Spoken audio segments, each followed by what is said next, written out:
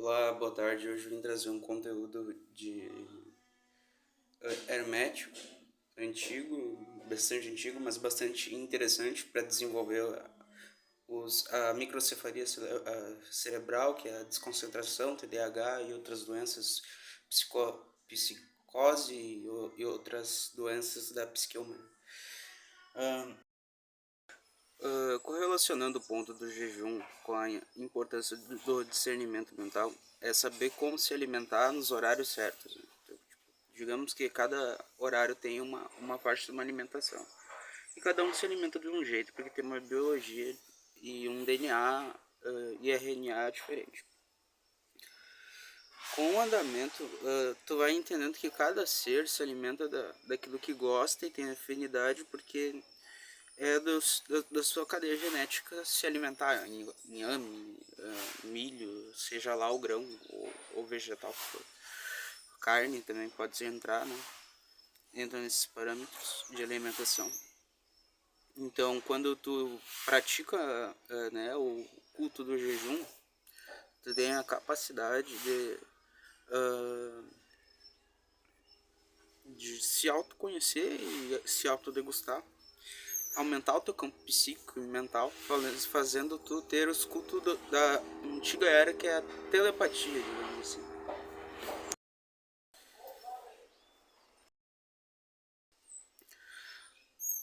Bom, falando do jejum, o jejum é muito importante, porque cada pessoa tem um jeito de se alimentar e de absorver os nutrientes para o corpo, né? E o jejum ele vai te fazer tu se autoconsumir e tu vai entender, entendeu? Tu vai se aprofundar mais em si mesmo, né? O jejum ele te dá essa capacidade de introspecção e cria um campo psíquico. Caso tu queira ter um campo psíquico ou não tem, pratica o jejum. Ele vai abrir o teu campo psíquico. Então, retire carne e comece a se alimentar de grãos. Tirando a parte do jejum, também tem a parte da expansão mental. Daí que entra o conteúdo fala sobre as doenças do cérebro, que são as microcefalia, transtorno de pânico, TDAH, várias doenças assim do cérebro. Daí com o desenvolvimento, né, do autoconhecimento, tu vai entender que essas doenças, que são as doenças psicossomáticas, né, que cabe dentro de um estudo psiquiátrico. Quem já passou por um ramo de psiquiatria vai entender o que eu estou falando. Dentro desses ramos de evolução humana, digamos assim, cada um vai ter, né, como eu disse, um DNA e um RNA humano, mas quanto menos denso o alimento, mais etérico tu fica, né? Mais etérico tu tem a capacidade de, de transmutar teu corpo com mais facilidade, digamos assim. Transmutar as ideias, os pensamentos, tu faz formar real, né? Quanto mais líquido for o teu alimento, mais, né? Mas isso vai com o desenvolvimento do corpo humano, né? Quanto mais líquido for o alimento, mais chance de tu absorver os nutrientes e desenvolver a tua consciência, né? Então, dentro desse parâmetro de desenvolvimento de consciência, né?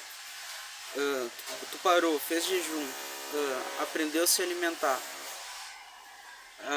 aprendeu a ouvir, aprendeu a falar, aprendeu a se conhecer.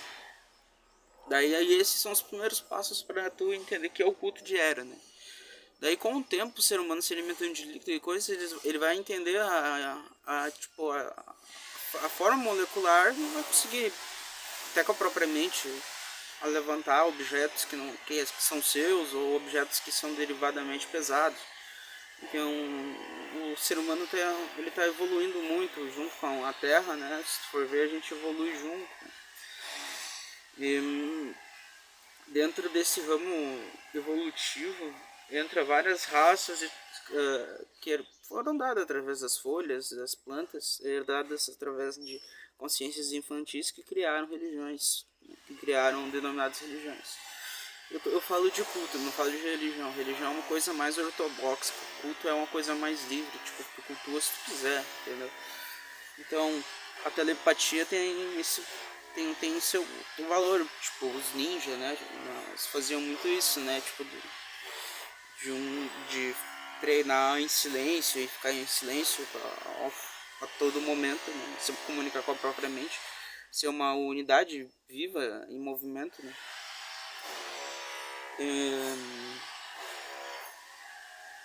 Tem vários ramos da psicologia que o jejum de palavras e a telepatia vai te ajudar. Tipo, uma pessoa muda, tipo, vai ficar bem mais fácil de tu entender ela se tu tiver esse conceito de aceitação, de vibração no corpo, de como ela sente, como a pessoa é, né?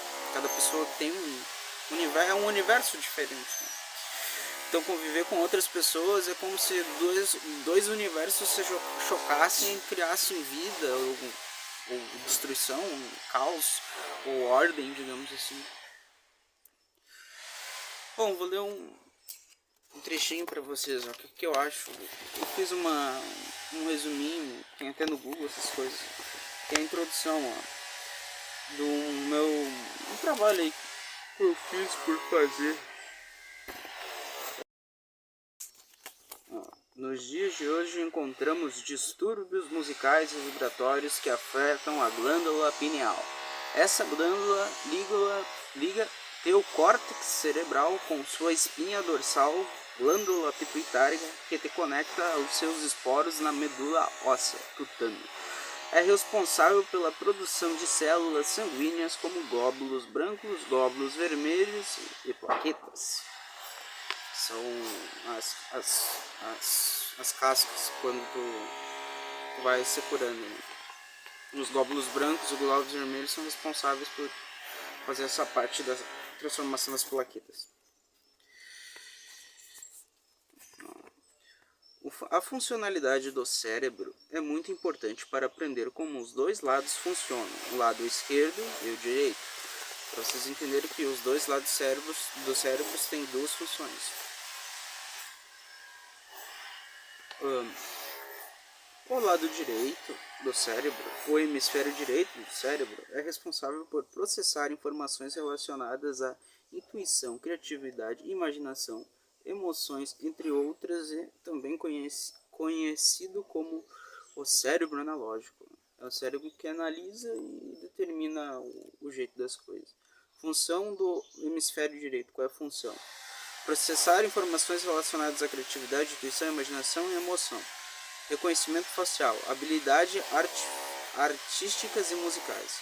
Percepção espacial, sintonizar-se com os ritmos lentos da fala que carregam a entonação de estresse. Mas não vamos falar do lado esquerdo. O lado esquerdo do cérebro, o hemisfério esquerdo do cérebro, é responsável por várias funções cognitivas, como a linguagem, raciocínio lógico, analisação, organização de informação. Qual é a função do hemisfério esquerdo? Realização de cálculos matemáticos, como comando de escrita, compreensão de leitura, controle dos movimentos do lado direito do corpo, planejamento de tomada de decisão e capacidade de fala. E com o controle do jejum, tu vai ter uma mente menos instintiva, tu vai ser mais intuitivo do que instintivo. Então tem que saber dosar, saber se alimentar direitinho, porque o ser humano é um processo lento até tu chegar a esse desenvolvimento etérico de um ser feito praticamente de plasma, né? Onde ele vai, ele cria vida, ele cria, distorce a realidade, modifica o tempo, o espaço. Então, com o tempo, vocês vão entendendo as fusões que o seu corpo tem, como a tua inteligência, o teu dom, né, os teus dons, que pode ser muitos ou poucos, ou tanto faz, vão ser resplandecer num jeito que as pessoas vão compreender de uma forma lúcida, e aquela luz, tipo, vai te fascinar de um jeito bom, não negativo. Não é uma luz de fascinação, e sim de autoconhecimento. Fascinação é algo mais da pessoa se deixar levar por completo por algo desejável. Isso que é fascinação. Nesse culto, entendeu? Tu tendo telecinese, tipo, com a palavra, tipo, quando tu usar a palavra, tipo, tu materializa coisas instantaneamente, entendeu? No mundo espiritual. Entende? Isso que é importante que vocês compreendam, entendeu? A grandiosidade que é isso, é tipo, quando tu fica em tanto tempo, mais de uns 7 anos, 10 anos, tipo, quando a tua primeira palavra for dada, tipo, automaticamente vai se materializar. Tipo, eu quero uma casa. Vai lá e você materializa a casa, entendeu? Mas isso que tu fez 10 anos de jejum de palavras, sem falar, com alimentação, né? Daí tu deu tanta energia, tanto fluido teu pro espaço e pro universo, que o universo tipo, vai te automaticamente corresponder porque ele tá te devendo, entendeu? Então se tu pratica muito o jejum de palavras e a gente vive na era de Ares, digamos assim, né? Mais bélica. Essa era é uma mais sensível, intuitiva, diferente da de Zeus, que é da chama do Olimpo, né? Hum, hum, é bastante importante trazer esse culto feminino, eu acho, para os seres humanos se autoconhecer o suficiente, né? Entender que o jejum de palavras e a concentração do espírito, tanto quando seja por lado negativo, né? Pode desejar algo negativo para a pessoa ou positivo. Tem gente que fica mais de 50 anos, tipo 40 anos fazendo jejum de palavra para quando for falar, tipo, matar a pessoa na hora. Tipo. Tem gente que faz isso. Espera data, horário. E são métodos sinistros. Quem cultua esse culto são as mutemas, são as enraizeiras. É o culto direto. Ela consegue conversar com as pedras respondem a elas ecoam, as paredes ecoam de volta. É um culto emocional. Agora eu vou trazer um conteúdo, pessoal. Então, introdução. Por que a telepatia e o desenvolvimento cerebral é tão importante? Vamos lá. O pessoal não gosta muito de leitura, mas vamos lá. Nos dias de hoje encontramos distúrbios musicais e vibratórios que afetam a glândula pineal. Essa glândula liga teu córtex cerebral com sua espinha dorsal, glândula pituitária, que conecta seus esporos na medula óssea tutano, responsável pela produção de células sanguíneas e como glóbulos brancos, glóbulos vermelhos e plaquetas. Glóbulos vermelhos é o sangue. Os glóbulos brancos é o sangue oxigenado, né, com pressão de ar indo para o corpo onde está machucado. E as plaquetas são as placas das feridas que tu tira, sabe? Aquelas placas que criam. Com os glóbulos brancos se fundem com os glóbulos vermelhos, com as bactérias que juntam com o remédio, ou que seja no sangue, daí faz as plaquetas. Vamos agora falar sobre a funcionalidade do cérebro, né? É muito importante aprender como os dois lados do cérebro funcionam, o esquerdo e o direito. O lado direito do cérebro é o hemisfério direito do cérebro. É responsável por processar informações relacionadas à intuição, criatividade e imaginação, entre outras. Também é conhecida como cérebro analógico. Função do hemisfério direito do cérebro. Muito importante isso. Processar informações relacionadas com a criatividade, intuição, imaginação, emoção. Reconhecimento facial, né? Reconhecimento das coisas. Habilidade artísticas e musicais. Percepção espacial. Sintonizar-se com os ritmos lentos da fala que carregam entonação e estresse. Tá, agora vamos entrar no outro lado. Lado do cérebro esquerdo. O hemisfério esquerdo do cérebro é responsável por várias funções cognitivas como a linguagem, raciocínio lógico, análise e organização de informações. Ele tipo arrecada mais informação. Primeiro ele analisa e o cérebro direito ele analisa e o esquerdo ele processa, né? Tipo, uma impressora, né? O analógico ele processa a imagem, define a imagem, e o esquerdo ele pega a emoção, a impressão, as cores, todo o cenário que vibra e imprime, né, digamos assim. Assim que o cérebro funciona. O desenvolvimento de cada um. O desenvolvimento do direito do cérebro é emocional. O direito do cérebro é emocional. O esquerdo é mais analógico. Um é mais sensível, outro é mais material, né? Sensível é a sensibilidade. É o lado que define as suas emoções e padrões de comportamento fisiológico e espiritual do lado criativo.